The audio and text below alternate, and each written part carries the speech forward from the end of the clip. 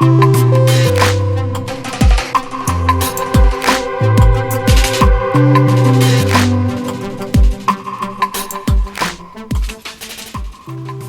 buenos días a todas y a todos. Soy Brigitte Baptiste y en primer lugar quiero agradecer su presencia acá, la invitación que me hace el Instituto Caro y Cuervo para conversar con ustedes y por supuesto excusarme por no estar de cuerpo presente, dado que al ser miembro del Consejo Directivo de Codechoco me exigen estar presente en la elección del nuevo director, que es lo que estaré haciendo en este momento en Quibdó. Espero, sin embargo, que las inquietudes que quiero compartir con ustedes sean de su interés y promuevan un poco el diálogo entre el Instituto Alexander von Humboldt, el Instituto Caro y Cuervo y, por supuesto, el Ministerio de Cultura en su totalidad. Lo que me han pedido que haga es reflexionar un poco acerca de la biodiversidad como patrimonio cultural. Y eso pues representa una pregunta de fondo, una pregunta sustancial por la condición de la vida en Colombia, dado que nos consideramos el país de la megadiversidad, uno de los países del mundo donde hay mayor profusión de formas de vida y qué tanto esa profusión de formas de vida se constituye o se puede considerar patrimonial. Uno de los postulados del Convenio de Diversidad Biológica, que es el que agrupa a todos los países del mundo en el acuerdo de protección de esa biodiversidad, es que la biodiversidad es la fuente de todo el bienestar de la humanidad y por tanto aquellos países o aquellas regiones en donde se concentra son no solo privilegiadas, sino en gran medida responsables de conservar y preservar lo que se llamaría el patrimonio natural de la humanidad. Eso nos da una idea de la importancia que puede tener la biodiversidad desde el punto de vista de la gobernanza global, pero cuando pasamos a la escala colombiana representa unos retos muy concretos. Cuando la biodiversidad se convierte en un elemento de patrimonio cultural para distinguir dentro de ella algunos elementos particulares, algunos elementos especiales que requieren la atención del Ministerio de Cultura, que requieren la atención del Estado en tanto conforman parte de la construcción de la identidad colombiana, de las identidades regionales colombianas. Entonces, lo que hay que preguntarse en primer lugar es si los procedimientos mentales mediante los cuales nosotros decidimos que una obra artística, que una construcción, que una manifestación musical es patrimonial, son los mismos procedimientos que utilizaríamos para evaluar la biodiversidad como patrimonio cultural. Y claramente nos enfrentamos a un dilema en la constitución misma del objeto a patrimonializar, y es que está vivo, es un objeto cambiante constantemente, es un objeto que está organizado de muchas maneras y que es interpretado por los seres humanos de una manera relacional, en la medida en que convivimos con otros seres en la naturaleza, que convivimos e interactuamos e incidimos incluso en el destino de ese ser vivo. En biología hablamos de que la cultura es la respuesta adaptativa de los seres humanos a las condiciones ecosistémicas y que ese proceso se da mediante la apropiación de la biodiversidad, bien sea consumida, bien sea integrada al cuerpo biológico nuestro o bien sea integrada al cuerpo simbólico de la sociedad. Por tanto, la biodiversidad es algo que surge de nuestra interpretación cultural a la vez que constituye nuestra interpretación cultural. Y en este momento quisiera preguntarles a ustedes si tuvieron la oportunidad de ver la película Magia Salvaje. Esa película nos ha mostrado una naturaleza exuberante colombiana,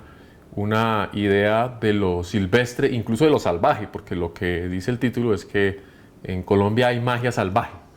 con un objetivo muy concreto de generar y ayudar a construir identidad de país, identidad de territorio, con el fin de construir patrimonio cultural en la biodiversidad. Y la propuesta que nos hace es la de apreciar la naturalidad de nuestro país y construye a partir de ahí un mensaje moral importantísimo. Un mensaje en el que el territorio, la biodiversidad, la fauna y la flora colombianas, por el hecho de existir en una profusión tan grande, en su exuberancia, son buenas y debemos, por tanto, protegerlas, debemos hacernos responsables de ellas y debemos luchar contra las formas culturales de la devastación y de la destrucción. Esa película, sin embargo, nos deja muchas dudas sobre cómo la cultura construye naturaleza, cómo la cultura nos propone una digestión de esa fauna y de esa flora con cierto sentido, no solamente simbólico, sino un sentido de construcción de cultura, de construcción de sociedad en esa naturaleza. Y yo creo que el primer mensaje que quiero dejar acá es el de que la naturaleza per se sola no existe, esto ya lo sabemos, pero es prácticamente imposible aún discutir acerca de la ecología y de la conservación sin apelar a la naturalidad de la naturaleza. Y en muchos casos la naturalidad de los discursos de otros grupos humanos que aparentemente reconocen una naturaleza separada de la sociedad humana, separada de la construcción cultural. Entonces, a mi parecer, el primer paso para entender la biodiversidad como patrimonio cultural está en reconocer que la naturaleza es una construcción cultural y que la naturalidad es el producto de una reflexión histórica, es el producto de una reflexión social y tiene siempre una intención detrás. Bueno, este es el antejardín de mi casa en Bogotá. Los antejardines urbanos son realmente una configuración cultural de biodiversidad y están cargadísimos de significado y de sentido en la medida en que han sido herencia del manejo de las especies ornamentales o de las especies arborescentes con las que construimos el conjunto o el arreglo. Y no somos muy conscientes de eso. En un antejardín normalmente encontramos plantas introducidas, plantas africanas, plantas europeas, encontramos plantas nativas que han sido domesticadas a través de la historia colombiana. Hemos ido seleccionando qué especies queremos. Diente de león, porque es supremamente medicinal y es divertido. Tomate cherry, si ves está lleno de racimos de tomate y ese tomate crece y no lo comemos, lo cosechamos continuamente, lo mismo que el perejil. Y hay unos cubios, que se enredan con todo, entonces tenemos una pequeña chagra llena de especies nativas e introducidas que en 2 metros cuadrados pues es sobre todo un pequeño campo experimental en el que mis hijas ven un antejardín distinto al de todo el barrio. Una vez entendemos que de lo que estamos hablando es de la producción cultural de naturaleza, entonces sí podemos entrar a hablar del proceso de patrimonialización, que estaría definido es por la cantidad o por el tipo de atributos humanos que le integramos a lo biológico, es decir, las ideas, los valores, el significado con el que se va cargando esa biodiversidad a través del tiempo, a través de un proyecto histórico, a través de un proyecto lingüístico. Yo creo que el caso más obvio para entender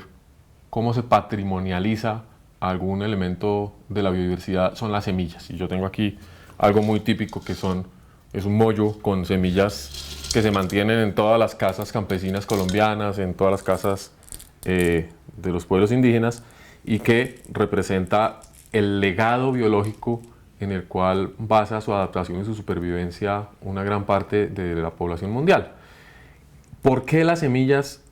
que son un elemento vivo, se consideran patrimoniales o deberían considerarse patrimoniales?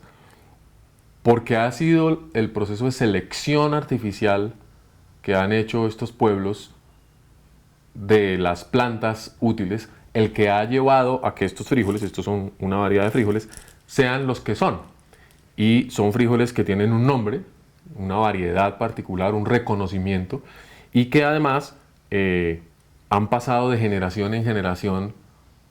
como un legado. Entonces, estos frijoles tienen el ADN seleccionado por un conjunto de prácticas en las cuales seguramente las mujeres tuvieron muchísimo que ver, en las cuales el conocimiento del suelo, el conocimiento del clima y la gastronomía fueron evolucionando de manera conjunta. Entonces,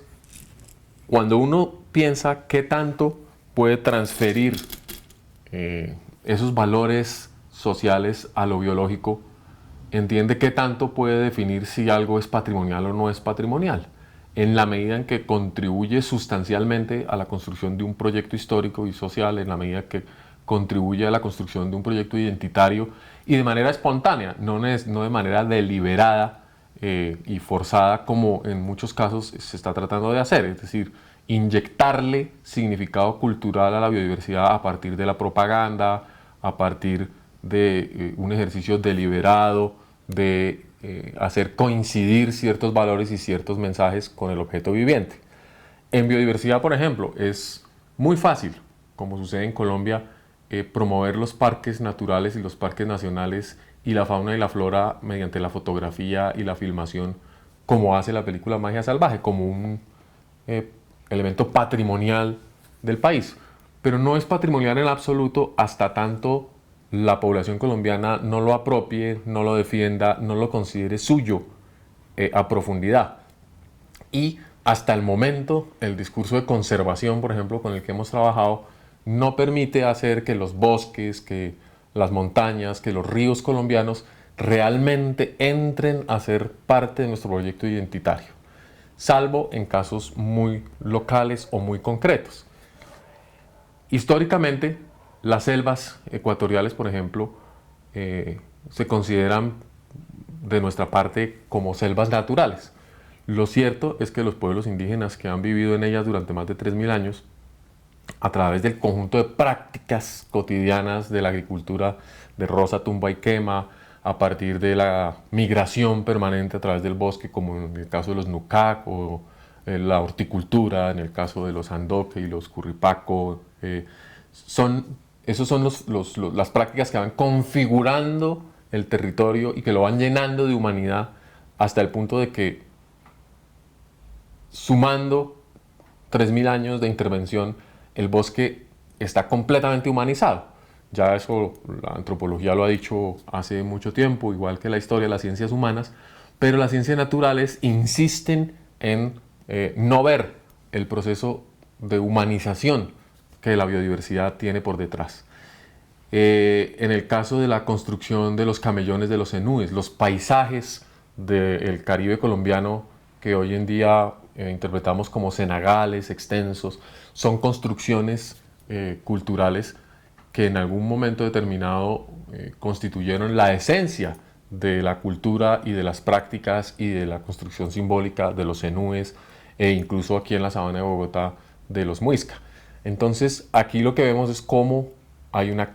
gran contribución, un traspaso de